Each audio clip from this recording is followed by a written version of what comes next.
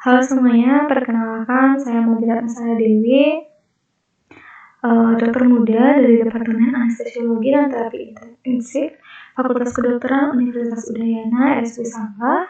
Pada kesempatan kali ini saya akan menjelaskan mengenai perioperatif medicine. Ini merupakan konten yang akan saya berikan. Perioperatif medicine merupakan sebuah manajemen ataupun pedoman yang dilakukan oleh rumah sakit maupun tenaga medis untuk melakukan pembedahan, baik dimulai dari sebelum dilakukannya pembedahan, preoperasi, intraoperasi, dan postoperasi. Baik, bagian pertama adalah preoperasi, yaitu fase sebelum dilakukannya operasi. Di mana di sini terdapat anamnesis, pemfis, pemeriksaan penunjang, komplain medikasi, dan KIE. Tujuan dari preoperasi ini sendiri yaitu adalah untuk menilai kondisi umum, keadaan pasien, status fisik, serta faktor risiko yang dapat terjadi pada saat sebelum terjadinya operasi, saat operasi maupun setelah operasi. Kemudian tujuan dari preoperatif ini sendiri yaitu untuk menentukan teknik anestesi yang akan dilakukan serta untuk memperoleh informed consent. Baik, anamnesis yang dilakukan pada preoperatif ini sendiri yaitu dengan teknik basic 4 dan secret 7. Kemudian perlu dinotis bahwa identitas pasien juga perlu dipastikan lagi. Selanjutnya adalah anamnesis, di mana riwayat penyakit sekawan, di mana di sini ditanyakan mengenai keluhan pasien atas penyakitnya, dan penting ditanyakan apakah pasien saat ini sedang mengalami sesak nafas, berdebar-debar, terdapat mual dan muntah, gangguan kencing dan buang air besar, serta keluhan-keluhan lainnya terkait penyakitnya saat ini. Kemudian perlu ditanyakan juga mengenai riwayat penyakit pasien. Apakah pasien memiliki riwayat penyakit penyerta berupa hipertensi, diabetes mellitus, asma, maupun kejang? Apakah memiliki penyakit dengan gangguan ginjal, gangguan jantung, dan sistemik lainnya? Serta apakah pasien sedang mengalami infeksi? Juga perlu ditanyakan mengenai penyakit maupun kelainan bawaan yang ada pada pasien tersebut. Selanjutnya adalah riwayat penyakit pada keluarga. Dapat ditanyakan mengenai penyakit keturunan yang ada dalam keluarga ataupun anggota keluarganya memiliki riwayat diabetes mellitus, riwayat penyakit kanker ataupun lain-lainnya. Yang paling penting ditanyakan adalah riwayat pengobatan pasien. Apakah pasien saat ini sedang mengkonsumsi obat-obatan tertentu, baik itu obat herbal atau non-herbal, serta apakah pasien pernah melakukan operasi akhir-akhir ini atau sedang menjalani pengobatan rutin, serta apakah pasien sebelum operasi, beberapa saat sebelum operasi juga mendapatkan pengobatan anestesi. Penting juga ditanyakan mengenai alergi yang dimiliki oleh pasien. Apakah pasien mengalami atau memiliki alergi obat-obatan tertentu, serta alergi makanan, dan juga apakah pasien memiliki riwayat drug intolerance. Riwayat merokok dan alkohol juga penting ditanyakan. Riwayat mens dan kehamilan biasanya ditanyakan terutama pada wanita, baik wanita yang sedang produktif maupun wanita-wanita menopause. Riwayat atau last oral intake juga perlu ditanyakan pada pasien apakah pasien mengkonsumsi makanan-makanan tertentu ataupun minum-minuman tertentu karena akan mempengaruhi operasi ataupun kondisi pasien saat dilakukan operasi nanti. Pemeriksaan fisik yang dapat dilakukan yaitu untuk menilai keadaan umum pasien, penilaian nyeri, kesadaran, keadaan neurologis, pemeriksaan atau asesmen dari airway pasien dengan Lehmann, Malampati, dan Muans. Keadaan umum yang dapat diperiksa yaitu berupa nadi pasien, di mana idealnya sebelum dilakukan operasi, pasien seharusnya stabil yaitu dengan nadi 60-120 kali per menit, tekanan darah kurang dari 160 mmHg atau sistoliknya dan kurang dari 110 mmHg diastolik. Kemudian untuk respiratory rate-nya idealnya untuk melakukan operasi adalah 12-22 kali per menit serta suhu badan pasien 36,5 sampai 37 derajat Celcius. Pemeriksaan organ yang dapat dilakukan adalah pemeriksaan paru, di mana di sini dapat dilakukan inspeksi untuk mengetahui apakah kondisi dada, gerak dada, dan retraksi interkostal sinestris. Kemudian dilakukan palpasi untuk mengetahui apakah terdapat nyeri tekan, krepitasi, ataupun benjolan atau massa, serta perkusi apakah terdengar peka, artikulasi peka, redup, ataupun dicurigai terdapat cairan. Kemudian pada auskultasi penting untuk didengar apakah pasien mengalami bronki ataupun wheezing. Kemudian untuk pemeriksaan jantung saat inspeksi dilakukan untuk mengetahui apakah ictus cordis terlihat. Ictus cordis biasanya terlihat pada orang dewasa yang agak kurus, seringkali tampak dengan mudah, yaitu pulsasi di daerah sela iga kelina, linea, medio, clavicularis kiri. Kemudian melakukan palpasi untuk mengetahui batas apeks jantung dan ada atau tidaknya nyeri tekan. Kemudian pada saat perkusi juga dilakukan untuk mengetahui batas-batas jantung. Pada keadaan normal, biasanya linea sternalis kiri dan kanan pada daerah manubrium sterni terdapat peka yang merupakan daerah aorta. Bila daerah ini melebar, kemungkinan terjadi aneurisma aorta. Pada auskultasi juga dilakukan untuk memeriksa apakah terdapat murmur pada jantung pasien. Kemudian pemeriksaan abdomen dan bladder dilakukan dengan inspeksi untuk mengetahui apakah terdapat distensi, pendataran, dan edema pada abdomen pasien, serta apakah urin ataupun keluarnya urin terjadi secara spontan ataupun tidak disadari oleh pasien. Kemudian pada saat auskultasi diketahui dilakukan untuk memeriksa adanya bising usus. Biasanya pada orang dewasa normal, bising usus dapat terdengar 5-30 kali per menit. Kemudian dilakukan perkusi untuk mengetahui batas dari liver ataupun hati, batas lambung, dan usus.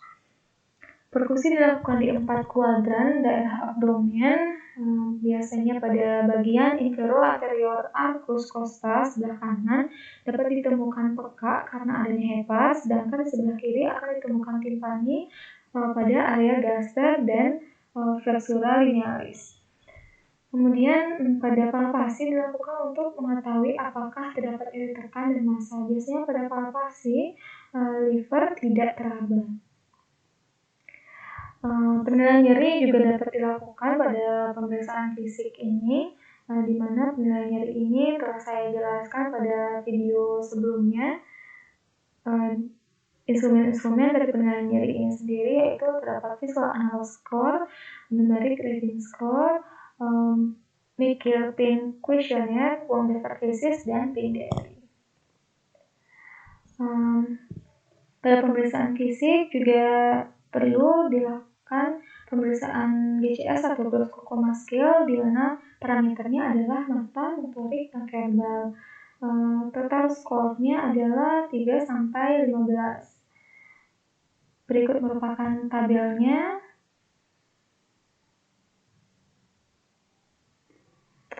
Selanjutnya adalah airway assessment ataupun assessment jalan nafas dengan Lehmann assessment, yaitu look, evaluate, melapati, obstruction, dan neck mobility.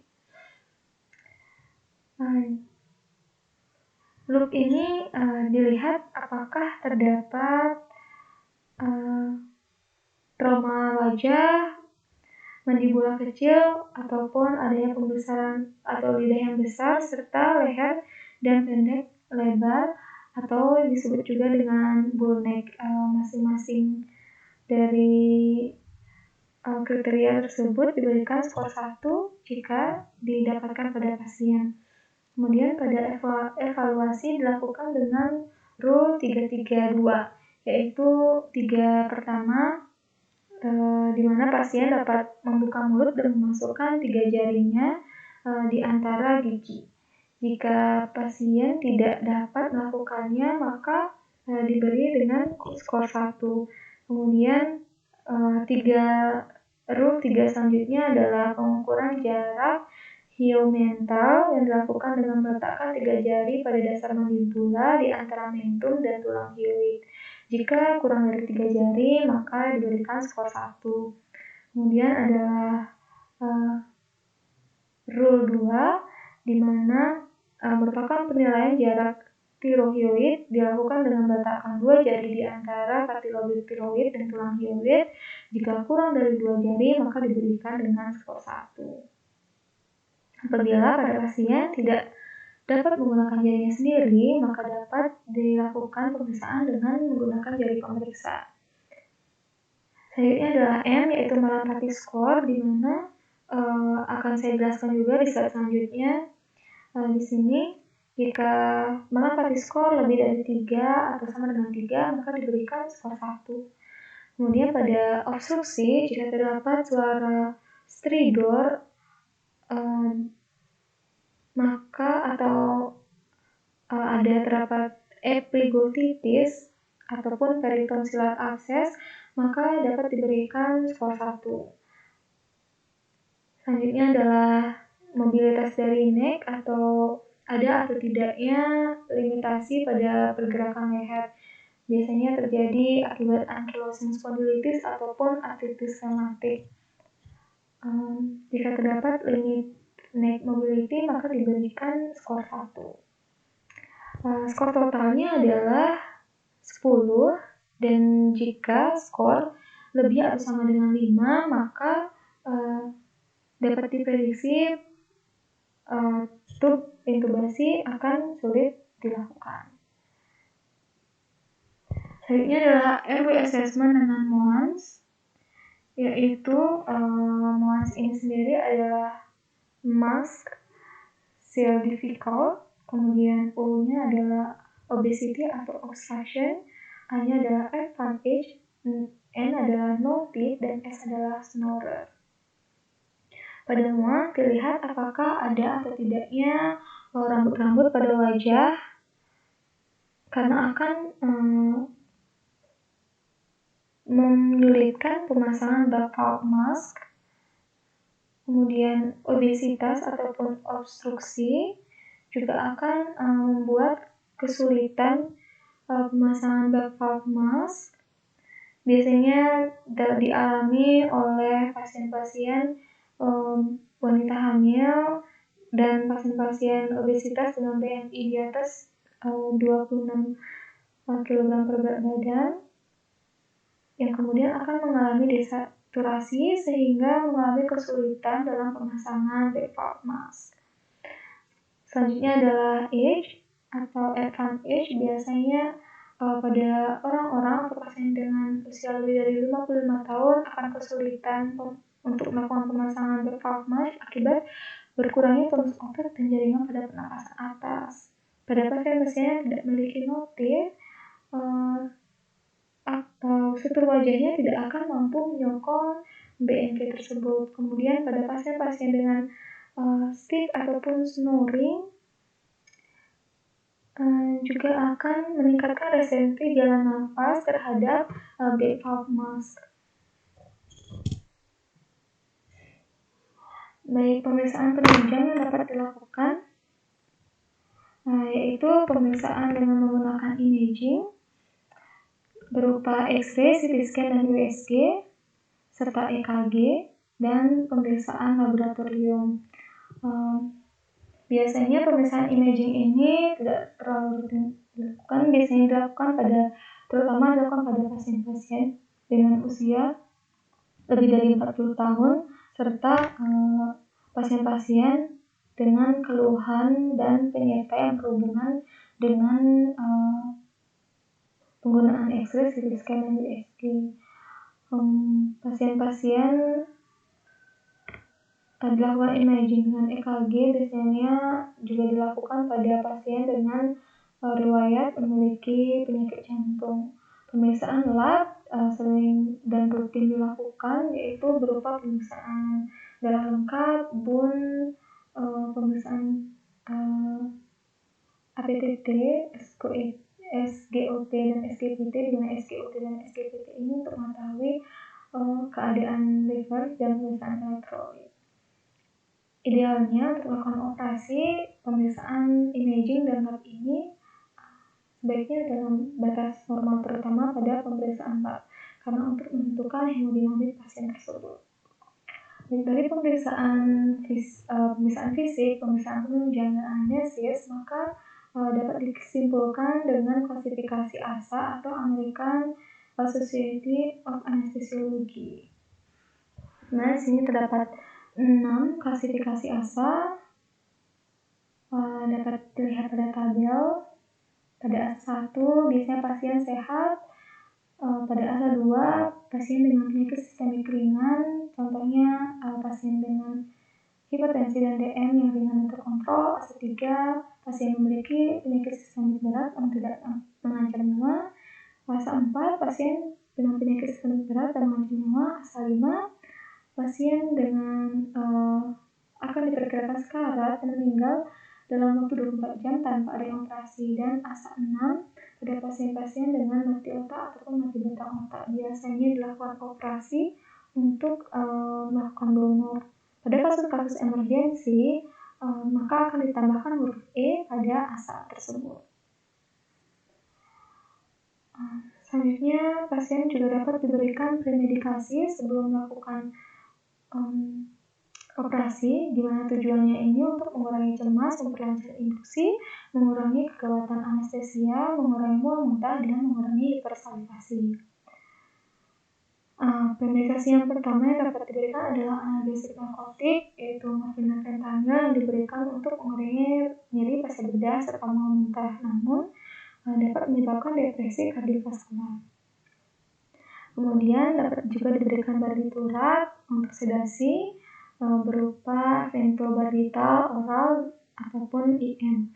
Dosisnya adalah 1 mg per kilogram berat badan pada anak di atas 6 bulan dan 100-150 mg untuk orang dewasa. Selanjutnya adalah benzodiazepin, diberikan pada malam sebelum operasi atau beberapa saat sebelum operasi, yang digunakan untuk menghilangkan kecemasan. Biasanya akan menimbulkan amnesia setelah 2-3 menit diberikan benzodiazepin ini dengan durasi 20-30 menit. Contohnya adalah midazolam dan lorazepam. Premedikasi yang selanjutnya adalah antikolinergik berupa atropin 0,02 mg per kilogram berat badan, di mana atropin ini berfungsi untuk mencegah refleks vagal, di mana refleks vagal ini adalah terdapatnya bradikardi yang secara tiba-tiba setelah pemasangan intubasi ataupun setelah manipulasi dari jalan nafas. Atropin ini sendiri juga dapat diberikan sebagai antimuskarinik, yaitu untuk mencegah hipersekresi dari kelenjar ludah dan bronkus. Namun efek sampingnya adalah terdapat takikardi. Selanjutnya medikasi berupa neuroleptik yang berfungsi untuk sedasi dan mengurangi mual muntah dapat diberikan dengan chlorpromazine, namun efek sampingnya adalah hipertensi dan takikardi. Untuk mencegah mual muntah, pasien juga direkomendasikan untuk melakukan puasa idealnya 8 jam sebelum dilakukan operasi, serta dapat juga diberikan ondansetron 4 mg per kilogram berat badan secara intravenous. Terdapat beberapa tipe anestesia, yaitu secara umum dibagi menjadi 3, yaitu anestesia general atau umum, anestesia lokal, dan anestesia regional. Di mana anestesia general ini merupakan tindakan untuk menghilangkan rasa sakit dan menghilangkan refleks otot secara menyeluruh dan dengan disertai hilangnya kesadaran yang bersifat sementara. Anestesi ini dapat diberikan dengan cara inhalasi, injeksi, ataupun dengan gabungan injeksi dan inhalasi. Tujuannya sendiri ini adalah untuk memperoleh kondisi sedasi analgesia, relaksasi, dan tidak adanya refleks sehingga memudahkan dalam melakukan tindakan pembedahan. Ini adalah anestesi lokal di mana tindakan ini untuk menghilangkan rasa sakit terbatas pada daerah yang diberikan obat yang mampu yang dilakukan dengan cara memblok ion natrium pada saraf perifer sehingga pada lokasi tersebut pasien akan kehilangan rasanya. Namun pada anestesi lokal ini pasien masih sadar. Kemudian pada anestesi regional yaitu untuk menghilangkan sakit pada regio tertentu dengan cara pemberian obat anestesi pada lokasi saraf yang menginversi regio tersebut.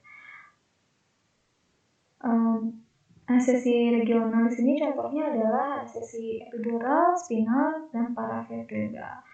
Biasanya anestesi regional ini dapat dilakukan pada setinggi 4 atau L5 untuk pembedahan di daerah ekstremitas bawah serta L1 ataupun L2 tergantung dari lokasi pembedahannya. Pada anestesi regional ini pasien masih sadar. Selanjutnya, prosedur intubasi biasanya dilakukan pada pasien-pasien dengan gejala anestesia. Prosedur atau langkah-langkahnya yaitu positioning dengan sniffing position, diberikan pre-oksigenasi berupa oksigen 100% selama 3-5 menit, diberikan premedikasi berupa lidocaine sebanyak 1,5 mg per kilogram berat badan ataupun atropin, dilakukan induksi dengan fentanyl, ketamin, propofol, etomidate, midazolam, dan thiopental. Biasanya induksi yang sering diberikan adalah fentanyl dan propofol.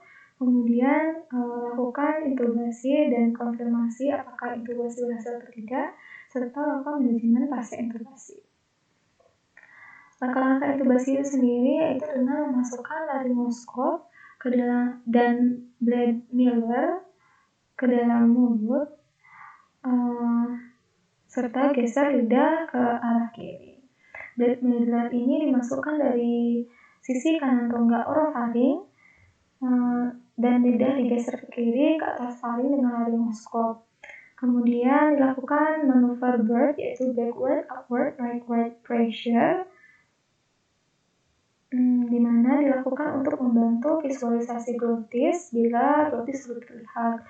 Kemudian dilakukan invasi balon tube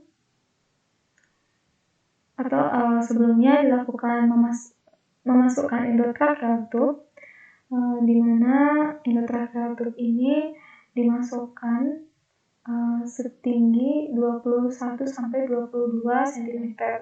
Setelah itu dilakukan invasi pada balon tube dengan udara seminimal mungkin.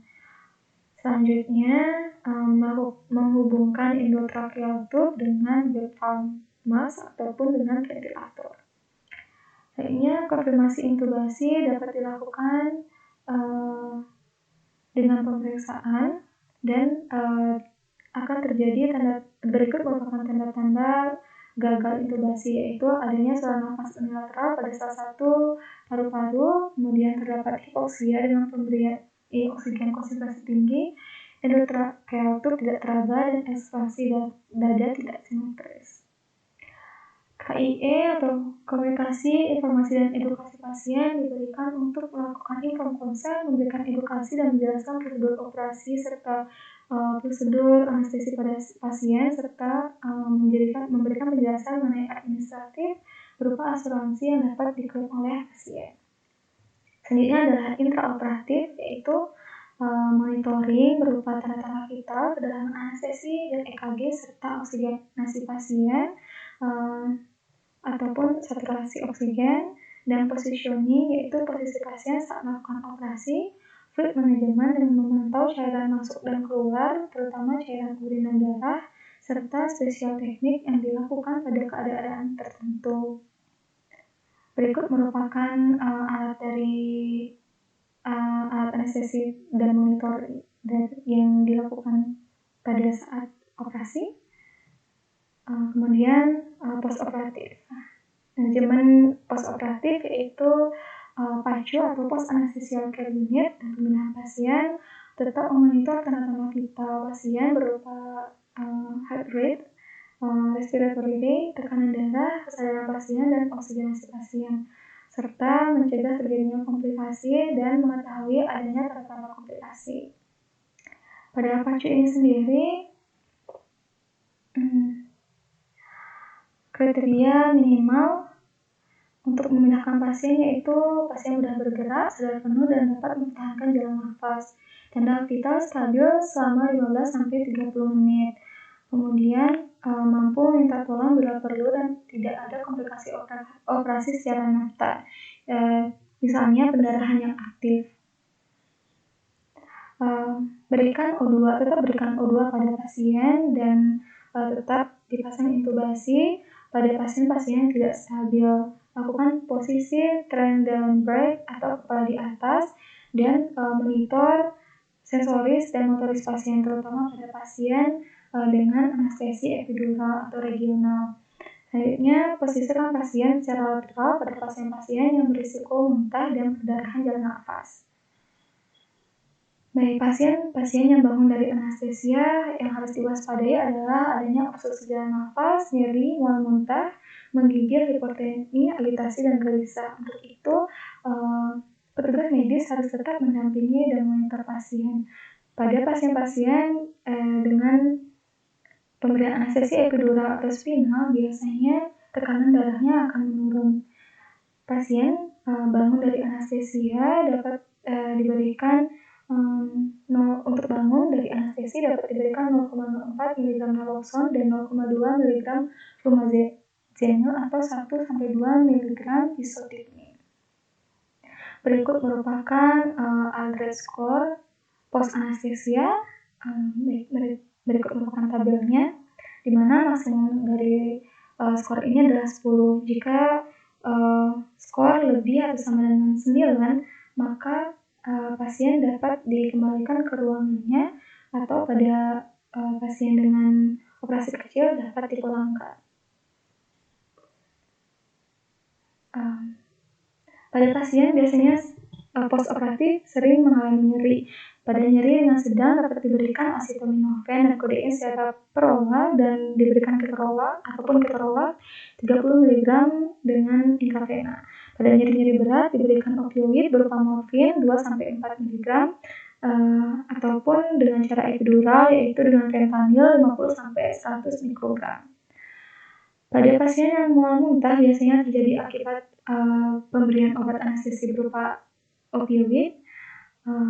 Manajemen yang dapat dilakukan adalah pemberian ondansetron sebanyak 4 mg dan dexamethasone 4-10 mg. Pada anak-anak dapat diberikan 0,1 mg per kilogram berat badan dan dilakukan hidrasi yaitu sebanyak 20 ml per kilogram berat badan setelah puasa. Komplikasi postoperatif yang dapat terjadi adalah adanya obstruksi jalan nafas yang dapat diterapi dengan pemberian oksigen 100%, healthy, jaw thrust, ataupun nasal atau oral airway serta suction. Jika terjadi laringospasme, maka dapat diterapi dengan jaw thrust ataupun dengan pemberian succinylcholine sebanyak 10-20 mg. Dan jika terjadi edema bronkitis dapat diberikan dexamethasone sebanyak 0,5 mg per kilogram berat badan. Pada pasien-pasien dengan hipoksemia dapat diberikan terapi oksigen sebanyak 30-60% O2 pada hipoksemia ringan, dan pada hipoksemia berat diberikan terapi O2 100%. Komplikasi postoperatif kardiovaskular juga dapat terjadi, yaitu hipotensi, hipertensi, dan aritmia. Biasanya pada pasien-pasien hipotensi diberikan yang berat diberikan vasopresor ataupun inotropin. Pada pasien-pasien yang mengalami hipovolemi dapat diberikan kristaloid sebanyak 250-500 ml ataupun diberikan koloid sebanyak 100-250 ml. Pada pasien hipertensi biasanya terjadi akibat adanya nyeri dan hipoksemia. Harus diketahui penyebab dari hipertensi pasien itu dan ditreatment sesuai dengan penyebabnya. Dapat juga diberikan obat antihipertensi pada pasien-pasien yang memang memiliki riwayat hipertensi. Kemudian aritmia biasanya dapat terjadi akibat pemberian obat-obatan anestesi. Baik, sekian presentasi dari saya. Semoga bermanfaat dan terima kasih.